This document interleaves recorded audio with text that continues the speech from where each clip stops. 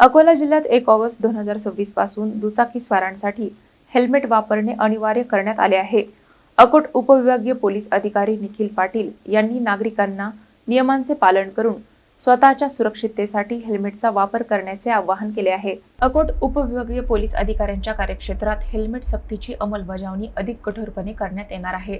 अकोला जिल्ह्यात 1 ऑगस्ट 2026 पासून दुचाकीस्वारांसाठी हेल्मेट अनिवार्य करण्यात आले आहे। नियमांचे उल्लंघन करणाऱ्यांवर मोटार वाहन कायद्यानुसार दंडात्मक कारवाई केली जाणार आहे।